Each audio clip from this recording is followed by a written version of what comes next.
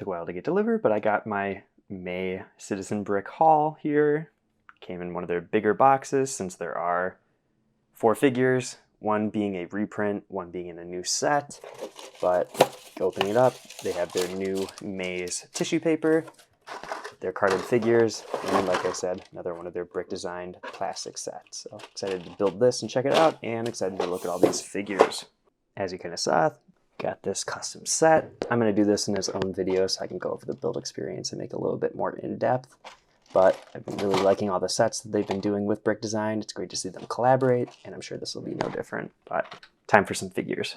All of the new figures here are on their classic red card. That is the newest color. I guess these ones do have silver backing instead of gold, like some of the red carded figures. The Eazy-e or Tiny Gangster is the only figure that isn't new. It is slightly different. It does have the mid legs instead of the tall legs. Then we have the bear Mr. Beef Chef there, featuring mid legs as well, molded accessory. And we got Air Zombie or a zombie Michael Jordan. Also comes with a basketball head. Very excited to look at that one.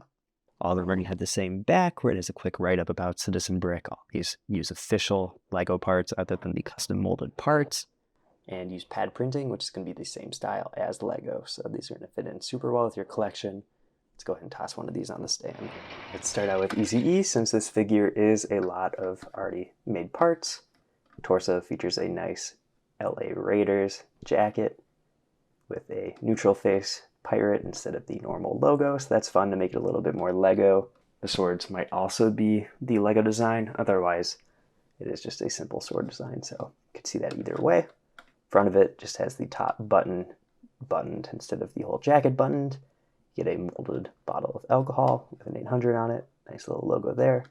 Fits in the hand like that. Otherwise, there is an anti-stud on the bottom, and you can put it on the hand like that. Put it on a stud on a shelf or something. So a couple options there. And another thing that makes this figure different is the hat, which is molded by Citizen Brick. It is very similar to some of the baseball hats that Lego has made, but this one does not have the accessory hole on the top. It just has the, I don't know what you call it, the little nub at the center of the flaps. And of course, printed with Compton on it, which is an area tied to NWA. You know, they have the movie Straight Outta Compton, album, songs, and all that. So, very fitting for the character. I want to say this hairpiece is going to end up glued to the head, getting the hat off quick. And that is what it looks like without the hat on. And they do end up gluing them so they don't fall off, but you can buy these hair pieces from conventions usually if you want more of them. They are pretty nice and match up with most Lego hats since that's what they made it for.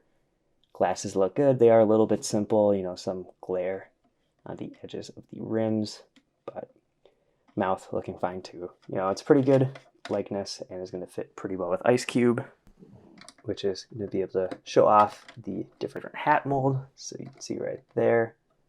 Lego one has like the accessory hole where you can put a propeller or whatever, and the new CB one does not have that, but both of these look good together. Both have that same mold for the bottle of alcohol. Yeah, it's a cool figure. I'm glad I didn't buy this one on the aftermarket from eBay since the price ended up being a little bit higher on it. And with the extra molded part here of the hat, I think this ends up being a little bit better of a value, even since he's a shorter character. Getting the mid legs instead of having to buy these extra and then throw it on is great. And I'll definitely be displaying these two together. But let's go ahead and move on to what I would say is the most impressive printing-wise, the Michael Jordan Zombie. You get nice printed legs, printed all the way around. Nothing going to be on the inside of those, though. They never end up actually printing on the inside of the legs, just the outsides, which is fine. You know, that's where you want the detailing, like the Nike symbols for the Air Jordans, I'm assuming, is what these are based on. I guess not, since they don't have Michael Jordan's logo on there, but I guess I'm not a shoe expert, so I can't say either way. Like I said, you get that extra head, which has a printing on it for the lines of the basketball. Turning it around, it also has a face print on it, which is a bit goofy, but very fun and interesting part.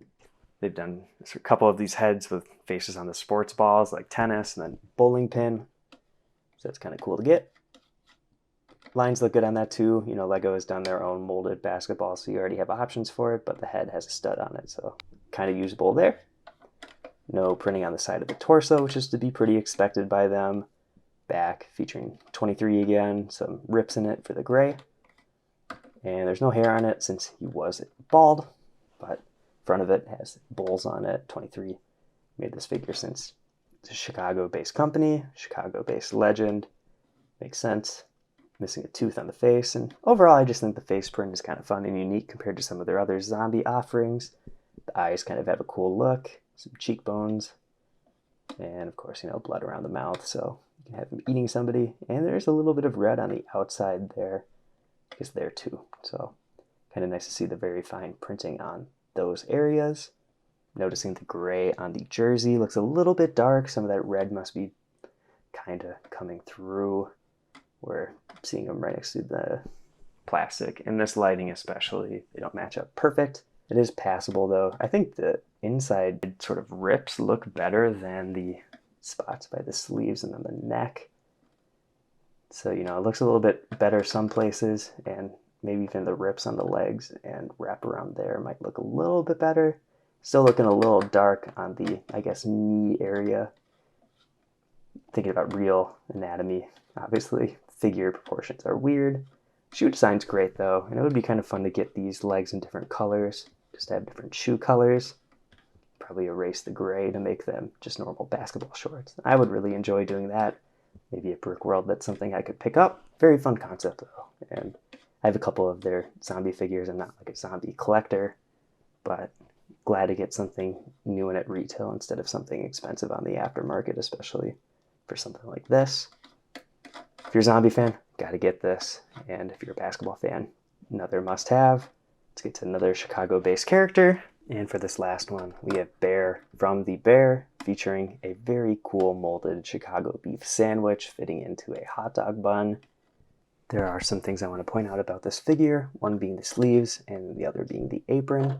Just starting off with the apron, it is a piece that they've made before with the cloth. Done it for their Portillo's figure. And these sleeves are actually printed and a little bit shorter. You can see on this Portillo's figure they're a little bit longer and don't stretch down the arms as much, which maybe makes sense for this t-shirt design from the show. Otherwise, it's a bit strange they didn't use the dual molded arms that were kind of introduced with the Paul Walker figure from the Speed Champions line. I think Fig Fab Labs kind of bought up all the stock of these to make Hank Hill and Peter Griffin minifigures, which is unfortunate.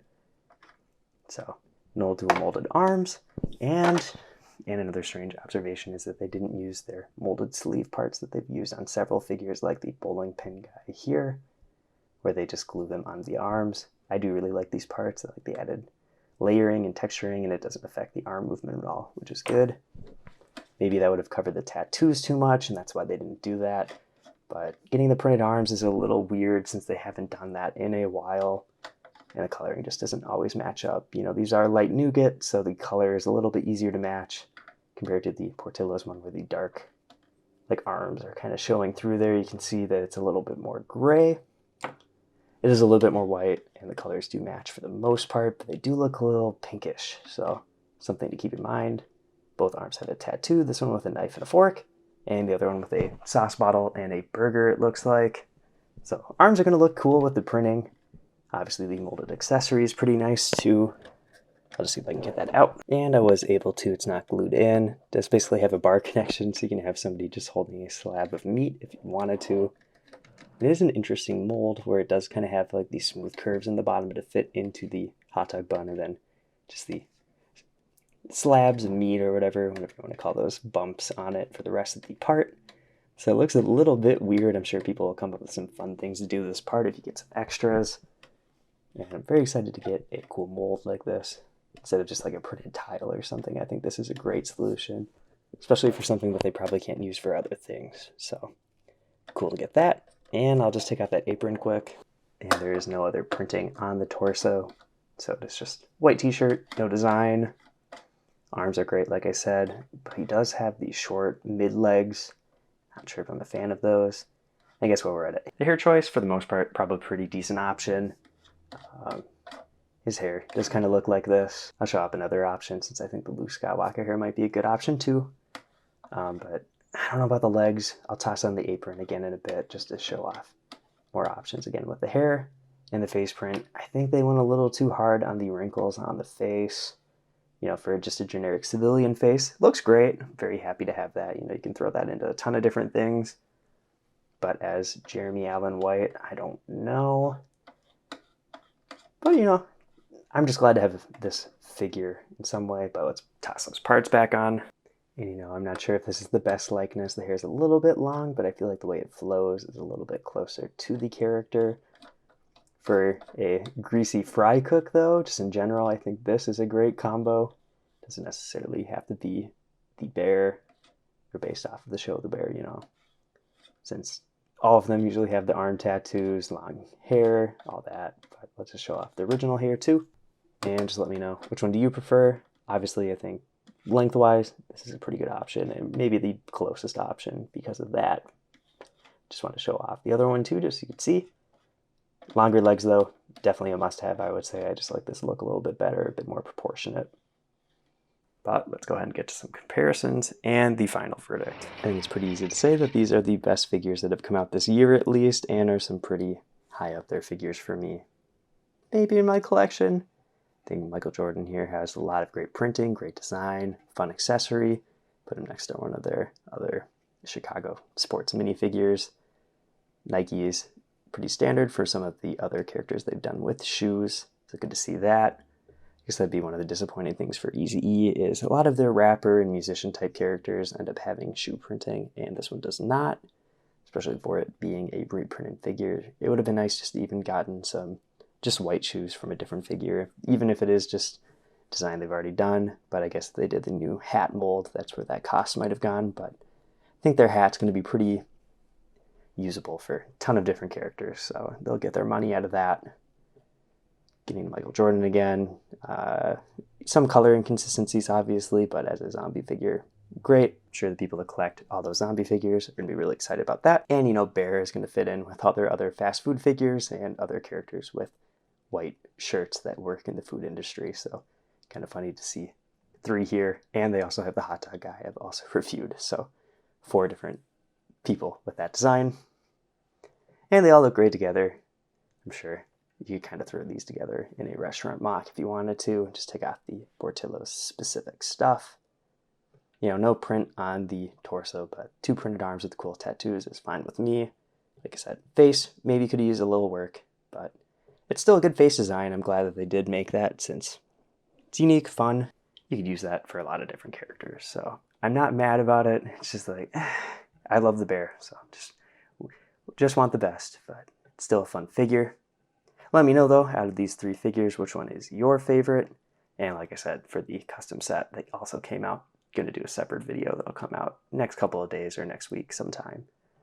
But if you want to see more Citizen Brick reviews or custom Lego videos overall, check out all the videos on my channel. I've been Brick Radiop. I'll see you in the next video.